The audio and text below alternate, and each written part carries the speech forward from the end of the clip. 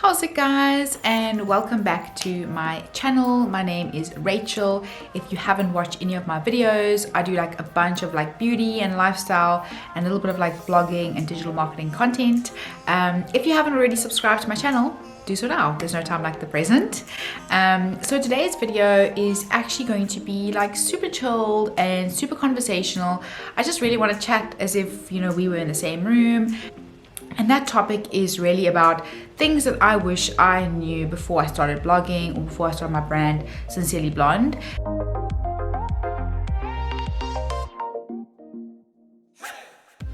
There's so many things that you kind of learn along the way, and there's some things I wish that if I'd known at the beginning, it would have made things a lot easier. So I decided to make myself a cup of coffee. It's a little bit hot, so I need to wait like a minute or two before I can sip it. So yeah, I just thought I'd like want to share a little bit of the things that I've learned along the way, and maybe it can just help you a little bit, you know, in your own journey with starting your own brand or blog.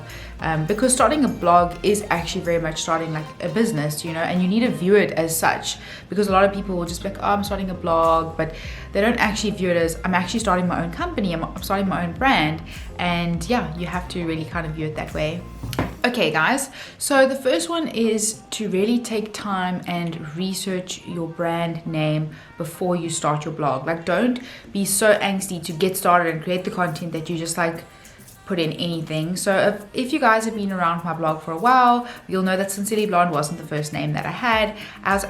My blog was called Top Notch before, and I still like the name, but I wasn't like in love with it. And one of the problems was also I spelled it with like a K, like a top knot, like I was trying to be smart. And when it comes to branding, you know, being smart is cool, but you also have to think about the practical side. So for me, there was like a lot of spelling errors all the time, and people couldn't find it on Google, and it was just like such a mess, and it became such like a thing where people couldn't really find my blog when they went and looked on Google, because Google always autocorrect it. So I had to go through this whole like rebranding mission, and it was like not only expensive, it was like super time consuming, and obviously you want to become a name that people know, and when you change your name they like don't know who you are. So I would really recommend choose your name wisely before you buy your URL, and check that there's social media handles for you and whatnot, because you don't want to go through the whole process of rebranding. It is possible because I've done it, but it's not fun and it's really time consuming. So spend time beforehand brainstorming, doing testing, ask people what they think, ask your friends and family, like, what do you think about this name? And see the responses, you know, because you want to have that name that's a brand, it's a business. It's not just like rachelsblog.com. You want to think about like the long term. When I'm working with brands, what will they think when they see this name? Don't just think about like today. Think about your blog or your brand in like 5 years time. Is this a business name that I will still love, you know?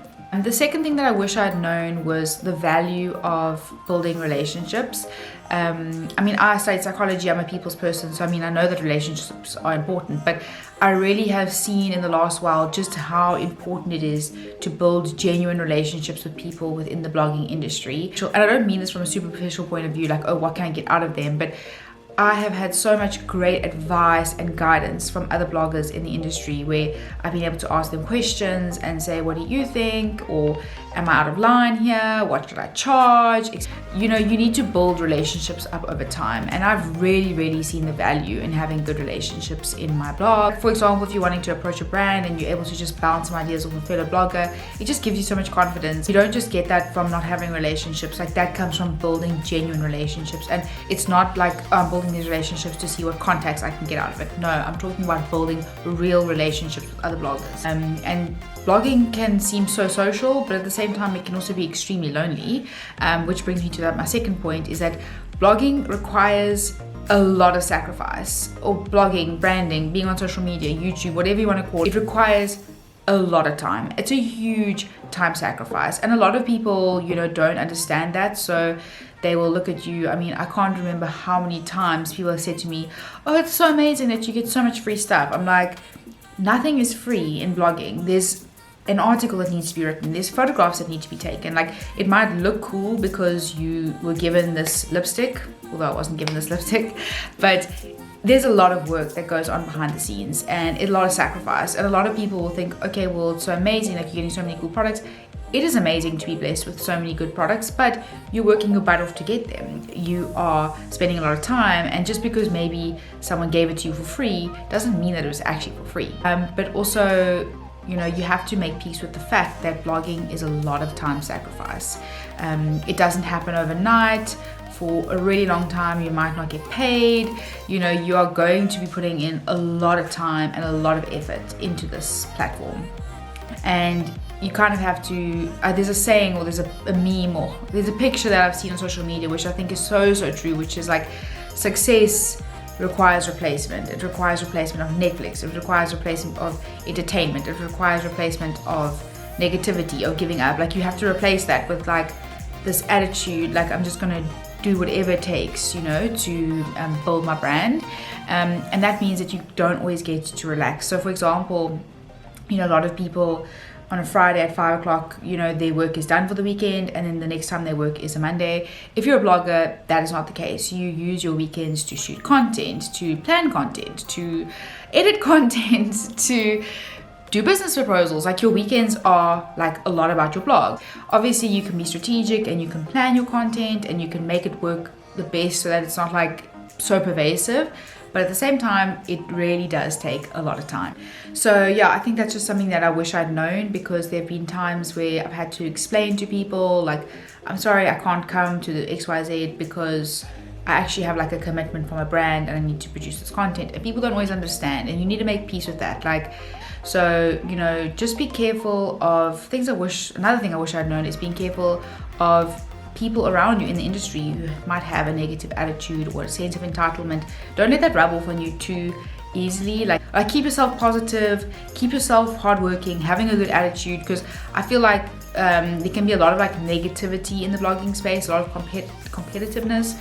So like, just kind of keep yourself on your course and keep your goals, and like realize that just because some people, you know, absolutely refuse to like work for free even when they have 500 followers, doesn't mean that you have to do that. You decide what is your sort of plan and when are you going to want to get paid for stuff. Like, you need to run your own course, you know. Another thing, you know, is don't try to be all things for all people. Like, you know, you're not going to be everyone's cup of tea. Your brand is not going to be everyone's cup of tea. And try to focus as much as you can. So like for me, I used to do like a lot of different stuff. Now I still am quite diverse. I still like to cover like beauty stuff. I cover some lifestyle. I cover some digital marketing. But I do try to focus like a lot, especially on different platforms. So like Instagram, I do quite a lot of beauty stuff and a little bit of travel. But I kind of cut out a lot of the food stuff I used to do because I felt like it was too diverse. So I do notice that when I streamline, it's a bit easier to achieve growth, and people generally follow you because they like love the beauty stuff. So or the food stuff, or whatever it is that you're doing mainly. But do keep in mind like why people have chosen to follow you, and try to keep up with that specific content, you know. But try to have a general theme that you are sticking to. So like, because a lot of people be like, oh, you should only blog about your passion, and that's true if you are doing like a hobby blog.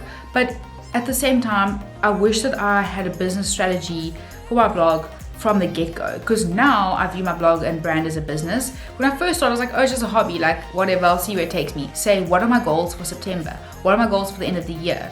At what point am I going to start reaching out to brands? See yourself as a business, because you totally are. And the brands that are able to scale, or the blogs that are able to scale into brands, they view themselves as brands and they take themselves seriously. And that's something that I wish that I had realized before I started blogging, is how thick a skin that you need to have. And I mean this both from a personal perspective and from working with brands. I'll touch first on working with brands. You have to have a thick skin, because you're going to hear the word no 100 times more than you hear the word yes.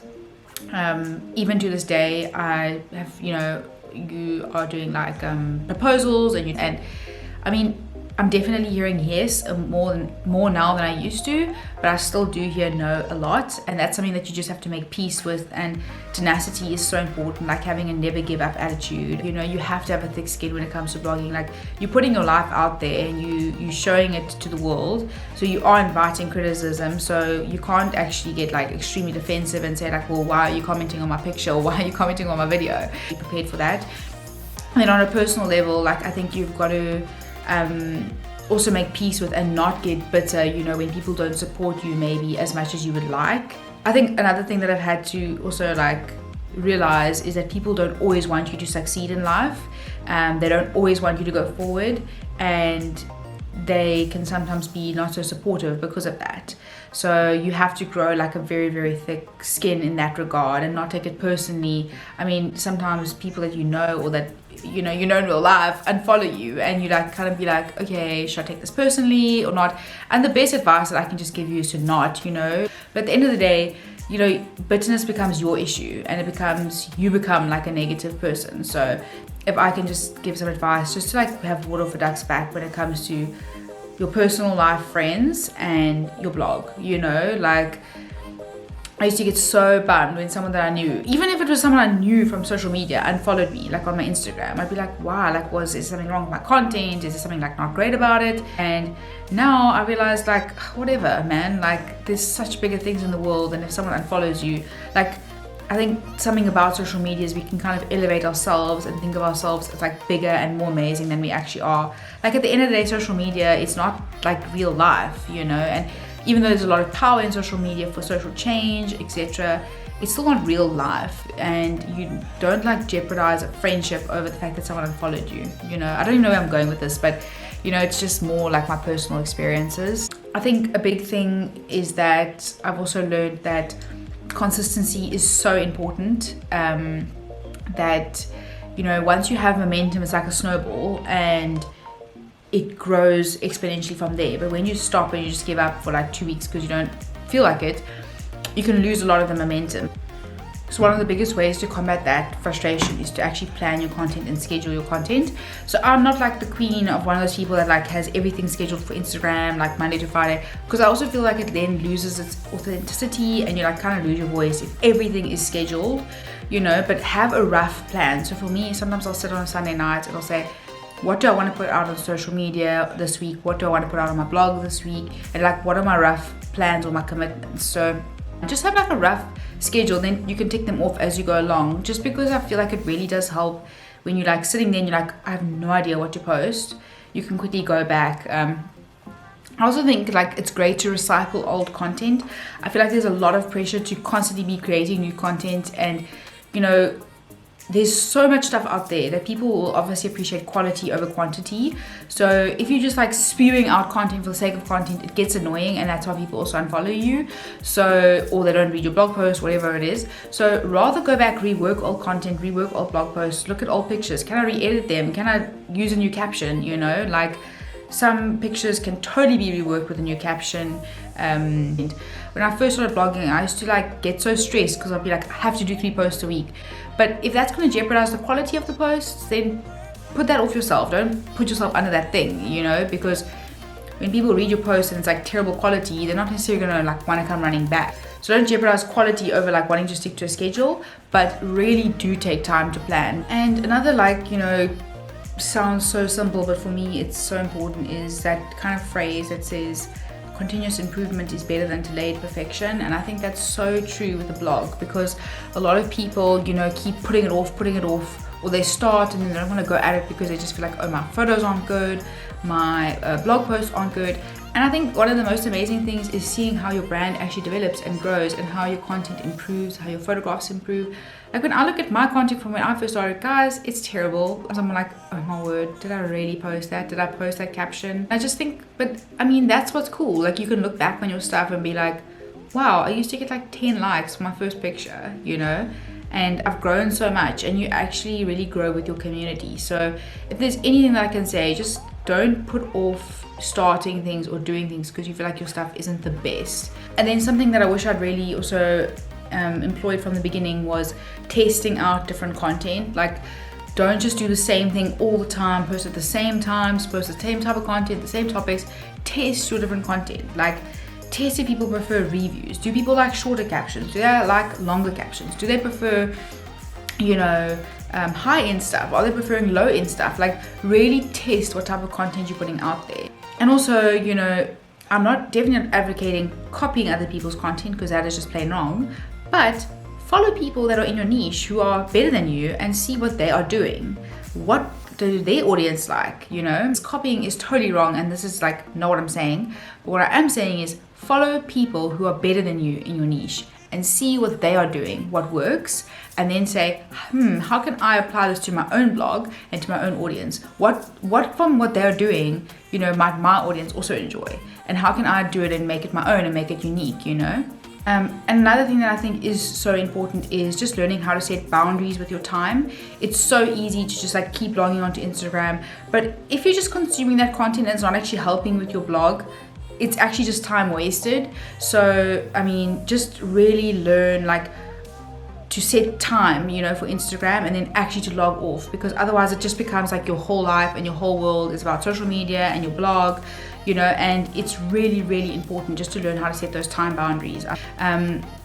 And even for your like personal relationships, it can get really annoying. I'm sure every blogger knows, because every restaurant you go to, you want to get pictures. Everywhere you're driving, you're thinking, you know, you're always on your Instagram, you're always writing a blog post, like you are just not switching off. And I think it's a very common problem that bloggers have. So set boundaries with your time, set limitations with your time, and ask yourself, by watching these stories, is it helping me? Because there's definitely a fine line between like what I just mentioned about following people in your niche and then just consuming content and it's not helping you like at all. And then lastly, you know, something I wish that I'd known when I first started is just to like value what you're putting out there and take pride in it and really see that what you have to offer is valuable. I've spoken about this like so much in one of my previous videos about pitching to brands, which you must check out if you haven't done so. Just about how, you know, even if you have a small following, you have a lot of value and you can work with brands. I used to sometimes have this mindset that like only when I'm at this size I can work with XYZ brand. That is not even true. There's so much collaborations that are happening with smaller bloggers, so don't let that hold you back. And get out there and pitch to brands, and make sure to watch my videos, because I feel like it's so important just to have confidence and to believe in yourself and really project that to brands. But I hope that you guys enjoyed this video. I hope that it just like gave you a little bit of insight into my own experience and how it's been for me, you know, starting a blog and ultimately a brand.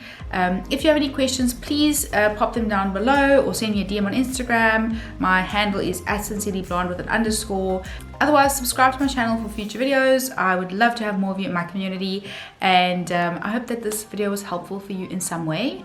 But that's all from me, guys. I will see you in my next video.